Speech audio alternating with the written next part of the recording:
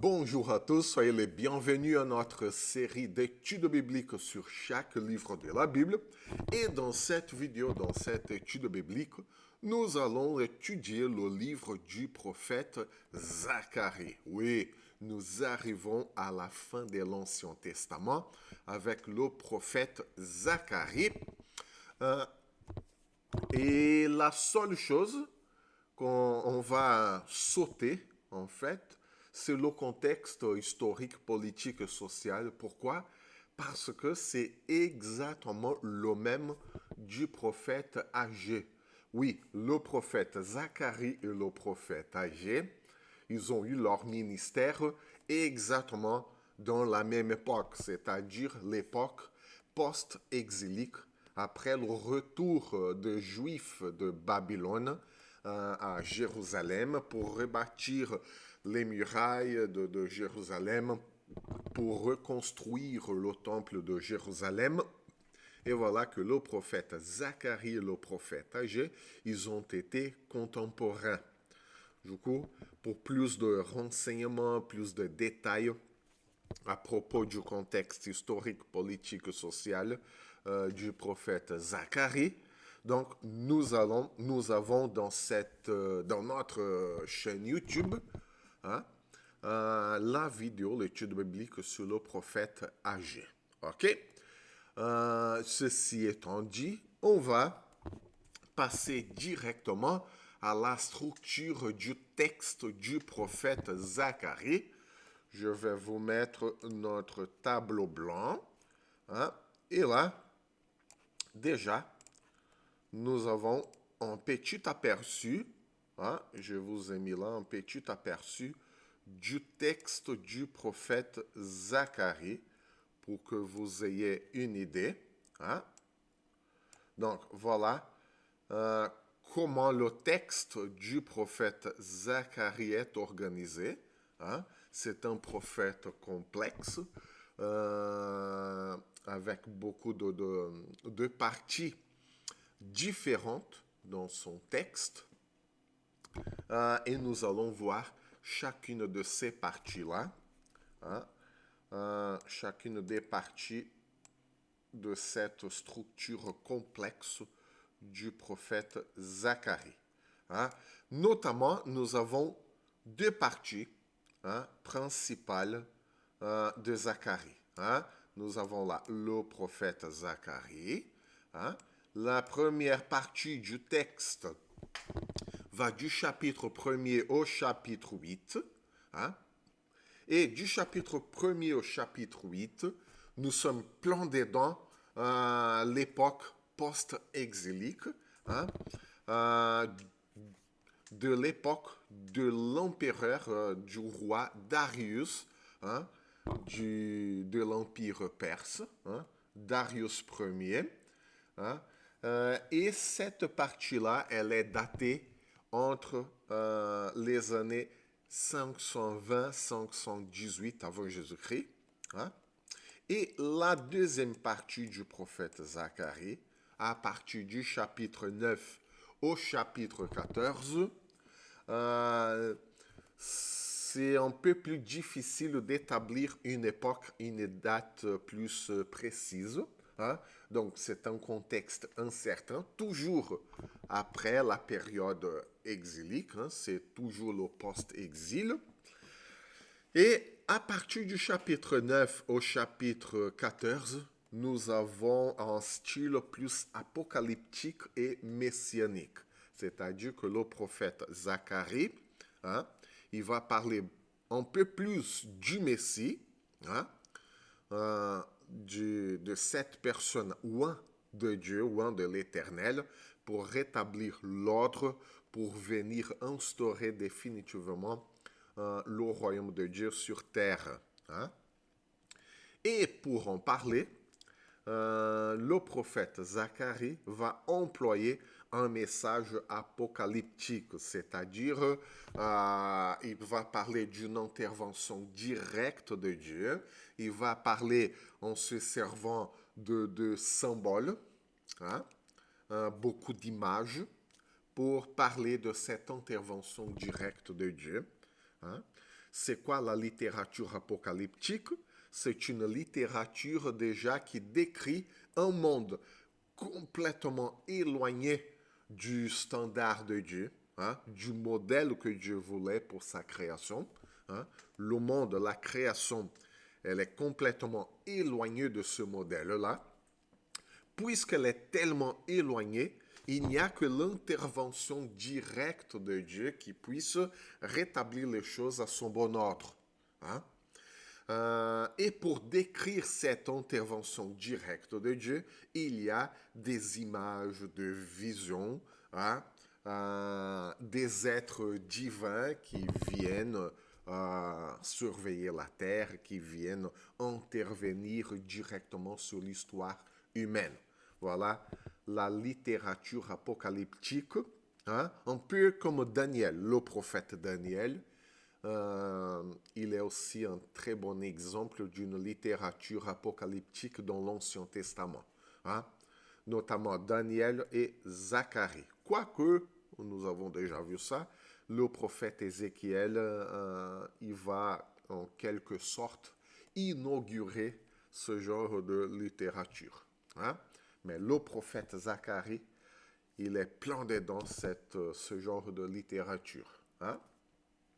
Donc, on y va pour étudier la structure du texte du prophète Zacharie. Hein? Il commence par une introduction. L'introduction de son texte, c'est en fait un appel à la repentance. Hein? Pourquoi? Parce que le prophète voit que le peuple, la création, le monde dans son intégralité est vraiment très éloigné du modèle de Dieu. Pour sa création et très éloigné aussi de la relation avec Dieu. Hein? Du coup, il y a un appel à la repentance. Ok? Donc, le prophète va encourager, va exhorter, va avertir le peuple à revenir à Dieu. Hein? Et cet appel, dans cet appel à la repentance, le prophète va faire le peuple, hein, il va faire le peuple se souvenir des erreurs passées, hein, qui ont conduit à l'exil babylonien. Rappelez-vous de telle et telle chose qui ont conduit à l'exil en Babylone. Ok? Donc, voilà un peu l'appel à la repentance. Nous avons là et oui, voilà, vous avez le texte là. Hein, fut adressé dans le règne de Darius, la parole de l'Éternel fut adressée au prophète Zacharie. Hein. L'Éternel a été très irrité contre vos ancêtres. Annonce-leur donc, voici ce que dit l'Éternel, le Maître de l'univers. Revenez à moi, déclare l'Éternel, le Maître de l'univers, et je reviendrai à vous. Donc voilà, un appel à revenir au Seigneur, hein, et Dieu reviendrait vers le peuple aussi.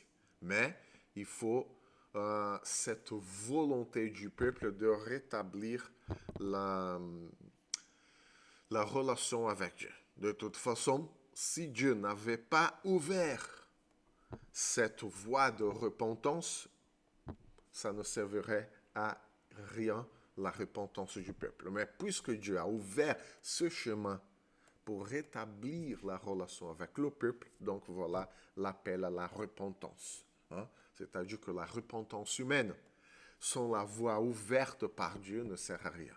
Hein? Mais puisque Dieu a ouvert le chemin, hein, toujours ouvert, il faut que le peuple se répande quand même. Hein? Ne soyez pas comme vos ancêtres, auxquels le premier prophète proclamait, voici ce que dit l'Éternel, renoncez à vos mauvaises voies, à vos mauvaises actions. Donc voilà cet appel aux actions passées, aux erreurs passées, hein? D'où l'appel à la repentance. Ok? Ensuite, nous avons là les 8 visions. Je vais quand même augmenter la taille. ça, c'est plus lisible. Hein. Nous avons une série de 8 visions de Zacharie. Hein. Et cette partie-là de ces 8 visions, elle est constituée de visions nocturnes, hein, visions pendant la nuit, qui sont à la fois symboliques et apocalyptiques. Certains symboles, hein, qu'on va voir, symbole de quoi, et apocalyptique. Apocalyptique dans quel sens? Dans le sens d'une intervention directe de Dieu, puisque le monde s'est vraiment éloigné de lui. Hein? Et ces 8 visions vont refléter notamment les thèmes de la restauration et du jugement de Dieu. OK? Et nous avons là les 8 visions. Pardon, les cavaliers parmi les myrtes. Hein? Toujours au premier chapitre. Hein? Et cette vision présente des cavaliers qui vont parcourir la terre. Hein? Et ce parcours de ce cavalier symbolise la paix et la surveillance de Dieu sur le monde et particulièrement sur Juda. Hein? Pourquoi? Quel est le symbole là? Dieu surveille le monde. Et pourquoi particulièrement Juda? Parce qu'en ce moment-là, Juda représente la réunion du peuple de Dieu de l'exil. Hein? C'est-à-dire que non seulement le peuple ethnique de Juda est symbolisé, hein, mais aussi tout le peuple de Dieu, l'intégralité du peuple de Dieu, partout dans le monde, est concerné. Okay? Dieu surveille le monde, hein, ceux qui développent une relation avec lui et ceux qui ne développent pas une relation avec lui. Hein. Et aussi, Dieu surveille son peuple. Voilà ce que ça veut dire, ces cavaliers qui parcourent la terre. Et pourquoi la paix? La paix dans ce contexte, elle est très importante. Pourquoi? Parce que la paix, dans l'Ancien Testament, symbolise non pas la perfection, mais un ensemble harmonieux. Voilà. Paix, ça veut dire, hein, shalom, un ensemble harmonieux. Dieu voit toutes les choses dans son intégralité et il voit un ensemble harmonieux. C'est-à-dire ce qu'il peut faire pour le peuple. Pourquoi? Parce que juste avant, nous avons un appel à la repentance. Et lorsque le peuple se répand de ce péché, cela ne veut pas dire que le peuple devient sans aucun péché. C'est pas ça. Hein? Mais le fait de se repentir, ça veut dire que le peuple se rend compte de ses péchés, le peuple se rend compte qu'il est toujours devant le Seigneur Tout-Puissant, hein? Et voilà la paix. Parce que si nous nous rendons compte de nos péchés, de notre limitation, de notre incapacité, et nous demandons pardon au Seigneur, il nous restaure. Et voilà le contexte de la paix. OK? Ensuite, nous avons les 4 cornes et les 4 forgerons, à partir du verset 18 du premier chapitre. Hein? Et les cornes, dans ce texte, représentent les nations qui ont dispersé Israël, hein? Tous les empires qui sont venus. Hein? Là, nous étions, ils étaient en fait sous la domination perse, hein? Mède, perse, babylonienne, assyrienne. Hein? Parce que de toute façon, l'empire grec n'est pas encore venu. Donc les 4 cornes, hein, les nations qui ont dispersé Israël et les forgerons représentent dans ce texte, hein, ceux que Dieu enverra pour les abattre. Hein. Rappelons-nous que il y a toujours eu dans l'histoire de l'humanité des royaumes, des empires qui se sont levés pour montrer leur puissance, leur force, leur capacité à conquérir les espaces et tout. Mais ensuite, il y a toujours eu aussi, en contrepartie, un empire plus puissant que l'autre. Donc, s'il y a 4 cornes, 4 empires qui sont venus, il y a aussi 4 forgerons qui sont venus pour les abattre, et ainsi de suite. Même l'empire perse, qui dominait à ces moments-là de l'histoire, lorsque Zacharie donne ses prophéties, c'est l'empire perse qui domine, mais il y aurait de toute façon l'empire grec qui viendra pour conquérir l'empire perse. Hein? Et ensuite l'empire romain qui viendra pour conquérir l'empire grec, et ainsi de suite.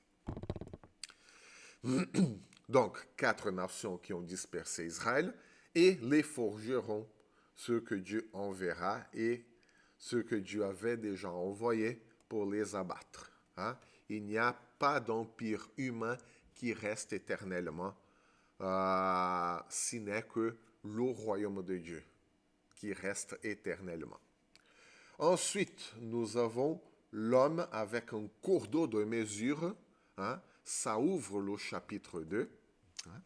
Et cet homme avec un cours d'eau de mesure symbolise la future expansion et protection de Jérusalem. Encore une fois, hein, c'est un homme qui vient mesurer la ville de Jérusalem. Encore une fois, ce n'est pas la ville de Jérusalem en tant qu'entité politique, géographique, mais c'est la ville de Jérusalem symbolisée par la réunion du peuple de Dieu. Hein?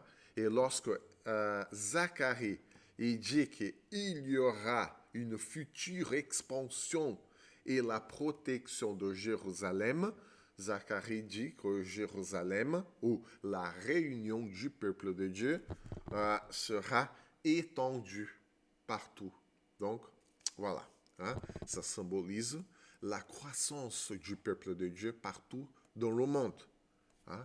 Ce qui s'est en fait arrivé. Si on voit l'histoire de l'humanité encore aujourd'hui, nous vivons cette expansion de la ville de Jérusalem. Pourquoi? Parce que nous faisons partie de la réunion du peuple de Dieu. Nous faisons partie de cette Jérusalem. OK? Ensuite, hein, à partir du chapitre 3, nous avons le grand prêtre Josué, hein, Josué qui est revenu avec Zorobabel. Hein, ils sont mentionnés par le prophète Agé, nous avons déjà vu ça. Et le grand prêtre Josué est accusé par Satan lui-même. Hein, à partir du chapitre 3, nous avons le grand prêtre Josué debout devant l'ange de l'Éternel et Satan qui se tenait à droite pour l'accuser. Ici, nous avons l'une des rares références au nom Satan dans l'Ancien Testament. Et pourquoi? Parce que Zacharie fait partie quand même de la littérature post-exil, et pendant le post-exil, les écrivains bibliques ont développé l'image de Satan. Hein? Alors qu'avant, le nom Satan n'apparaît jamais. Nous avons une autre occurrence du terme Satan dans les livres des chroniques, hein? Parce que dans les livres des chroniques, ils ont été écrits justement dans la période post-exilique, et ces livres racontent exactement la même période historique que les livres des rois. Mais dans les livres des rois, il n'est pas question de Satan. Hein? Il n'y a pas la figure de Satan qui est mentionnée. Donc voilà, Zacharie montre bien qu'il y a un prophète post-exilique. Hein? Il mentionne directement Satan.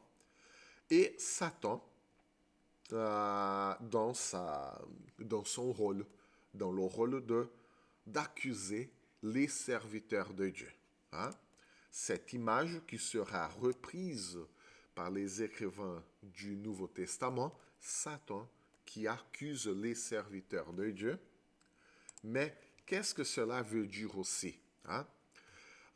Cette image du grand prêtre Josué qui est accusé par Satan, ça montre la purification du grand prêtre Josué et il préfigure la restauration spirituelle du peuple. Hein? C'est-à-dire que le grand prêtre Josué symbolise le peuple. Pourquoi? Parce qu'il est grand prêtre à Jérusalem. Jérusalem, la réunion du peuple de Dieu. Et donc, Josué, il symbolise le peuple de Dieu. Hein? Le peuple de Dieu symbolisé par une personne réelle. Hein? Et l'accusation de Satan concernant le grand prêtre Josué symbolise la purification du peuple. Cela veut dire que Dieu purifie son peuple et Satan ne peut plus l'accuser. Il n'y a plus d'accusation qui subsiste contre le peuple de Dieu. Hein? Ensuite, nous avons le chandelier d'or et les deux oliviers, à partir du chapitre 4. Hein? Et cette vision du chandelier d'or et les deux oliviers symbolise le rôle de Zorobabel, gouverneur. Hein? Le prophète Agé en parle aussi. Zorobabel joue le rôle de gouverneur, le rôle politique après l'exil babylonien. À un moment donné, le prophète Agé, il affirme que Zorobabel est le Messie de Dieu, hein, loin de Dieu, pour ce rôle politique de guider, de conduire le peuple de Dieu pendant cette nouvelle étape. Et Josué, dans son rôle spirituel, hein, dans son rôle de grand prêtre, dans la reconstruction du temple et la mission divine pour son peuple. C'est-à-dire que le chandelier d'or et les deux oliviers symbolisent Zorobabel dans son rôle politique et Josué dans son rôle spirituel. Et tous les deux symbolisent le peuple de Dieu. Cela veut dire que le peuple de Dieu a un rôle politique et un rôle spirituel à jouer dans cette restauration. OK? Et nous allons voir pourquoi c'est très important, hein? Parce que nous allons voir tout à l'heure, mais juste pour vous avancer un peu ce sujet, le prophète Zacharie parle aussi de la justice sociale. Hein? Cela veut dire qu'il ne sert à rien mener un culte spirituel, une cérémonie religieuse, s'il y a toujours de l'injustice sociale au sein du peuple. Donc voilà, Zorobabel, rôle politique, Josué, rôle spirituel, et tous les deux représentent le peuple dans son intégralité. OK? Politique et spirituel. Et pourquoi? Parce que le peuple était dans cette époque, dans ce moment historique de restauration. Et Dieu montre à son peuple qu'il faut que le peuple soit correctement restauré, les bases politiques et les bases spirituelles. Donc, voilà. Juste après le chapitre 5, nous avons le rouleau volant. C'est un rouleau, comme dit, de malédiction, hein, mais qui purifie le pays du mal. Nous avons... J'ai de nouveau levé les yeux, j'ai vu un rouleau de manuscrits volé. Que vois-tu? Je vois un rouleau qui vole. Hein? Il fait 10 mètres de long, 5 mètres de large. Voilà. c'est la malédiction qui se propage sur tout le pays. Donc, c'est une malédiction quand même. Hein. D'après une face, tout voleur sera chassé d'ici, et d'après l'autre, tout parjure sera chassé d'ici. Mais, voyez que la malédiction purifie tout le pays. Hein? Et pourquoi? C'est une malédiction dans le sens de juger un pays qui est impur. Hein? Et on n'aime pas être jugé pour être purifié. Et la parole de Dieu nous purifie. Mais le peuple n'aime pas cette parole qui purifie. Donc voilà, c'est quand même une malédiction. Hein? Je la propage, déclare l'Éternel, le Maître de l'univers, afin qu'elle entre dans la maison du voleur et de celui qui jure faussement en mon nom, afin qu'elle s'y installe et la détruise avec sa charpente et ses pierres. Voilà pourquoi c'est une malédiction pour les êtres humains qui vivent dans l'injustice, parce qu'elle détruit les œuvres de mal de l'humanité. Hein? Et en détruisant les œuvres injustes de l'humanité, elle purifie. Et pourquoi? C'est une malédiction qui purifie parce qu'elle chasse toute l'injustice. Donc voilà pourquoi une malédiction qui purifie. Et enfin, toujours dans le même chapitre 5, nous avons la femme dans les fa.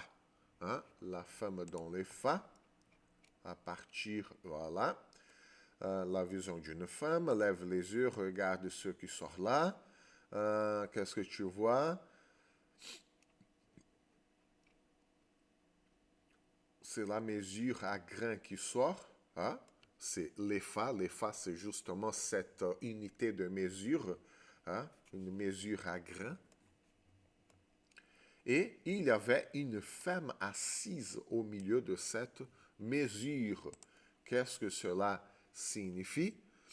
Cela représente le péché, hein, importé dans un panier pour être exilé à Babylone. Donc les péchés sont exilés.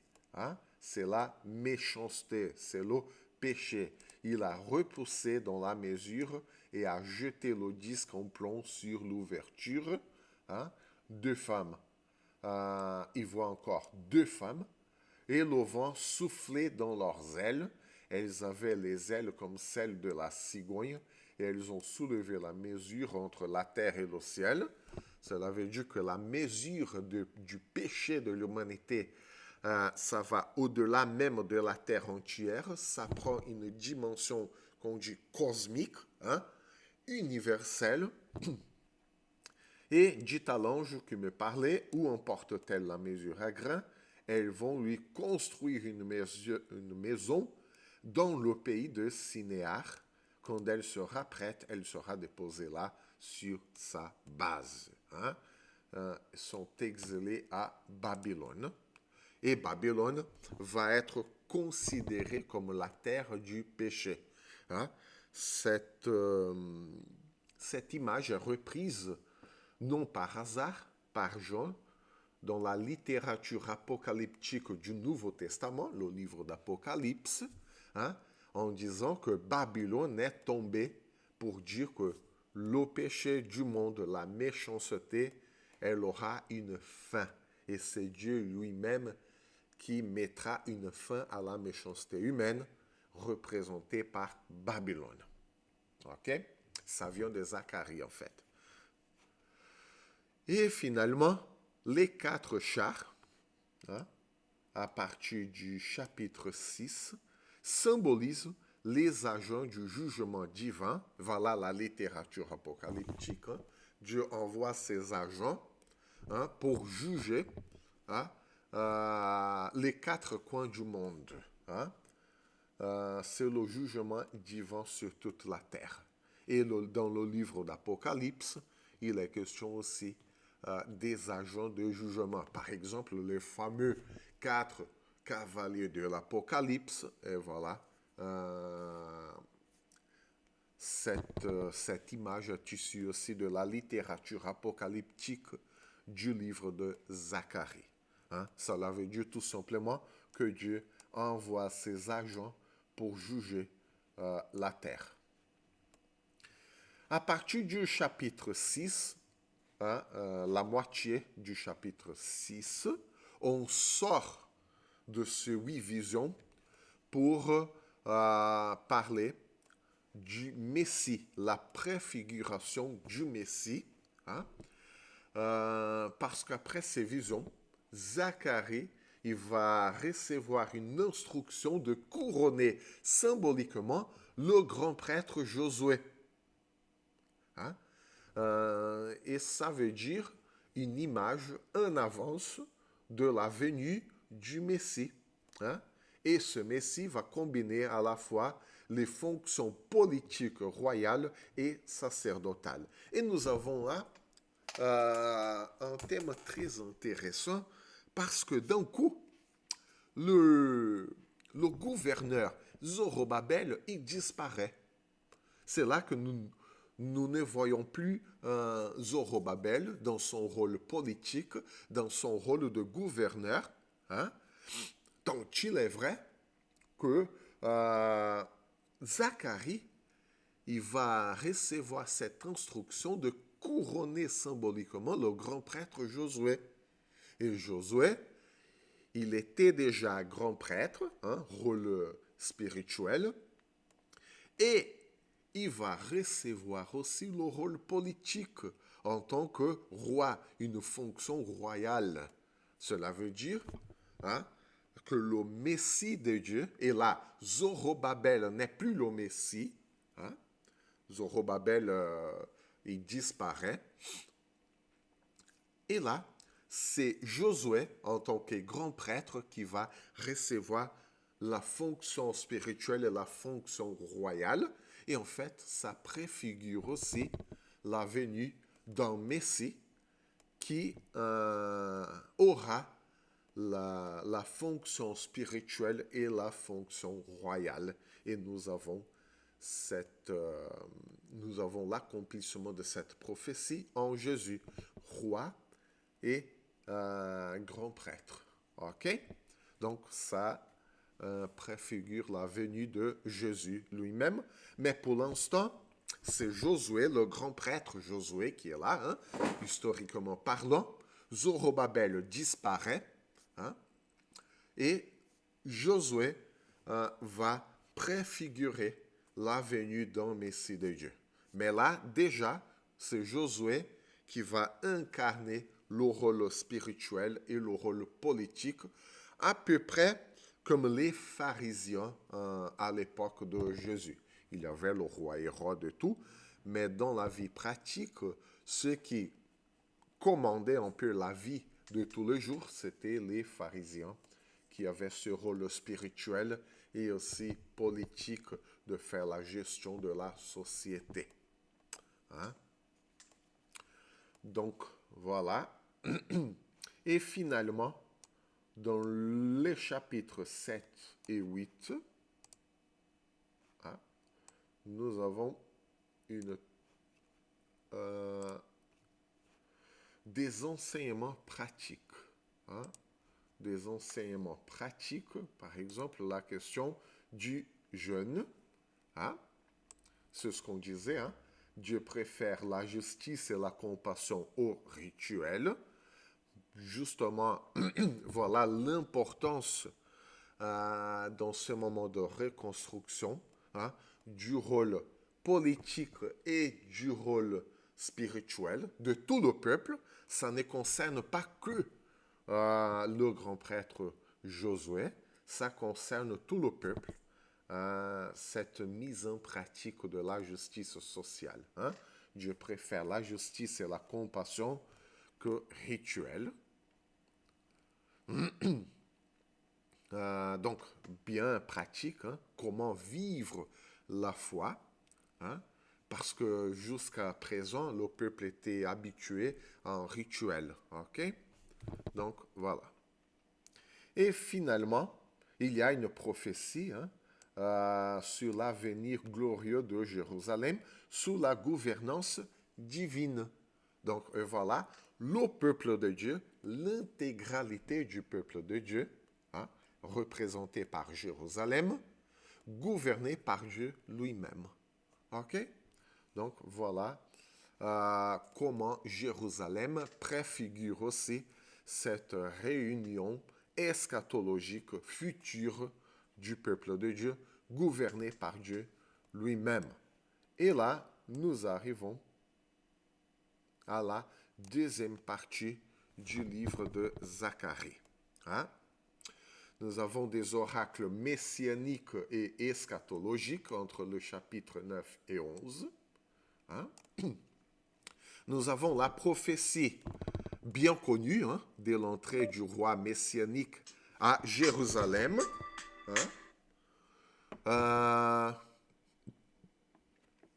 Donc, c'est Jésus qui va,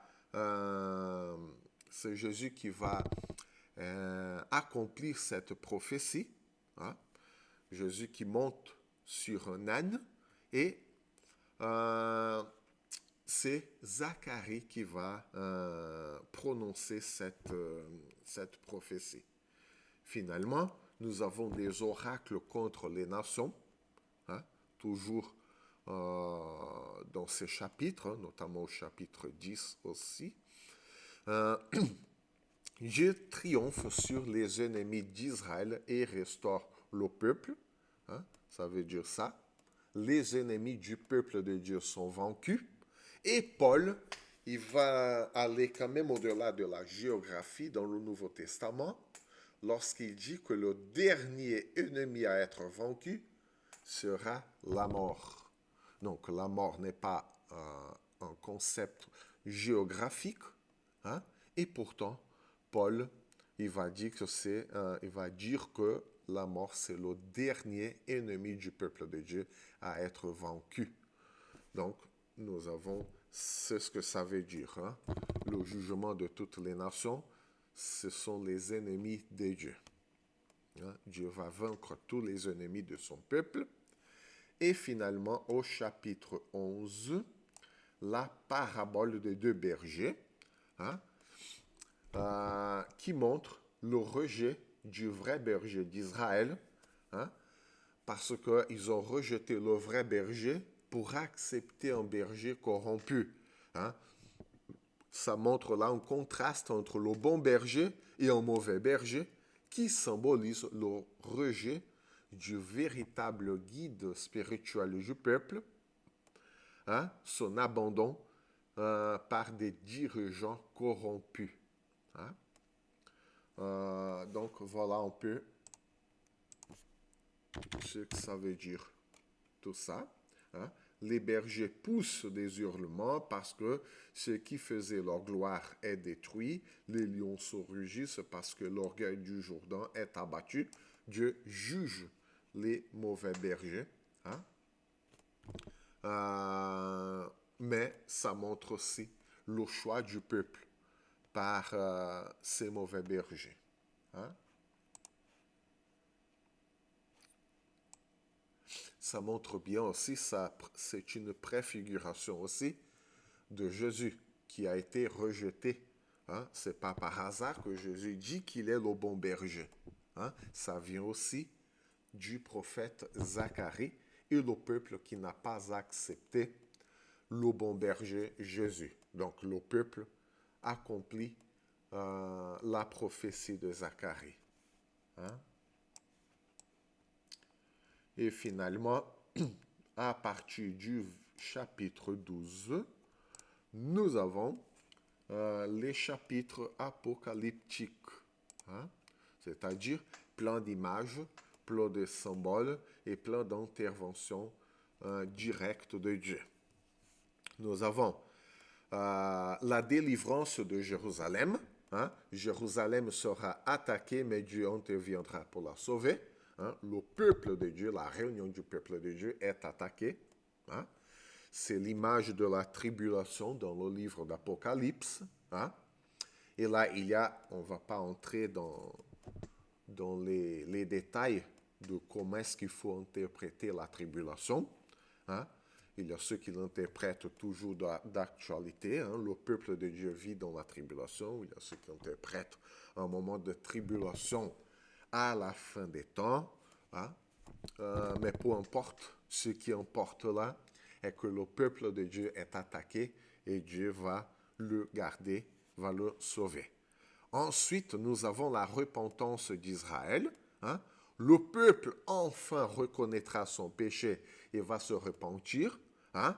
C'est-à-dire que le peuple va faire attention à l'appel de repentance au tout début du livre de Zacharie. Hein? Finalement, nous avons là le jugement et la purification, hein, du peuple de Dieu. Hein? Dieu purifie même toute la terre. Hein? Dieu purifie la terre de toute idole et des faux prophètes. Qu'est-ce que cela veut dire? Dieu purifie la terre de toute idole. Hein? Il faut comprendre que l'idolâtrie, ce n'est pas l'adoration des images, hein? C'est la volonté que l'être humain a d'être Dieu, de prendre la place de Dieu. Hein?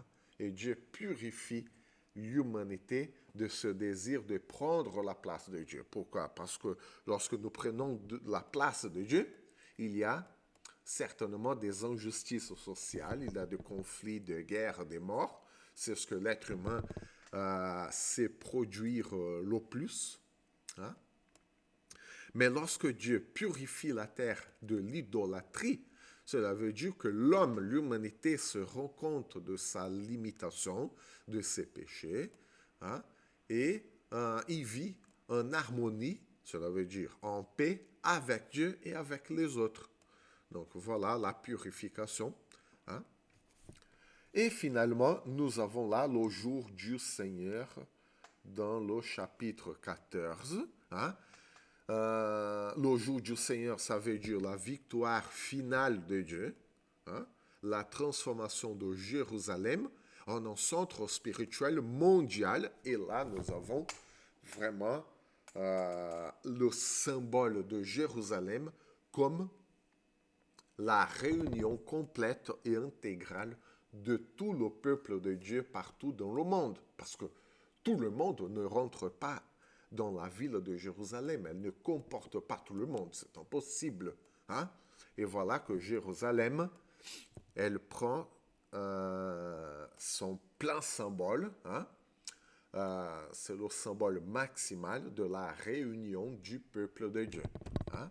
Réunis en Jérusalem. Et là, nous sommes dans un règne de paix. Et pourquoi? Parce que le peuple s'est repenti. Hein? Il ne veut plus prendre la place de Dieu. Et comme ça, il peut développer une relation vraie, saine, honnête avec Dieu et les uns avec les autres. OK? Donc, voilà